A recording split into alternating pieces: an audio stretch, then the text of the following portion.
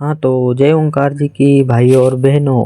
आज की ढासू एंट्री देखी ले। सबसे पहले मोबाइल उठायो, कांच का सामने आयो और सोचना लगी गो कि भाई आज तो रील वायरल तो होएगा, पर कांच कही की पहले थोबड़ो बता और फिर हम निकले गो दुनिया जितना मतलब कि बाहर और बाहर निकलो तो कि ओटलाओ बैठेल दोस्त देखेगा न ई आरु कही की पहले चाय प्यार लोग में ले जे हम बाहर दुनिया जितना गो थो कि चाय न मिशन कैंसल कराड़ी दियो। फिर हम आई गो घर आईने देखियो कि मारी माई तोर चाले रही थी और तोर में भोरी भोरी बस उड़ी गई थी और मारी बुआ को छोरो सोफा पर सोईने खूब मोबाइल रगड़ी रो तो। और मारा यहाँ छोटो लेखरू भी छे जो हाथ पाई चलावना में रोनाल्डो का भी पछेड़ी छोड़ी दे, क्योंकि आज एक 4 महीना पूरा हुई जात धरती पर पैदा होने का लेन फिर हम एको मने लियान मन तो। और हमारा बाप दादा न कभी हमारो बर्थडे तक नहीं मनायो न अब काई काई देखनू पड़ी रहो।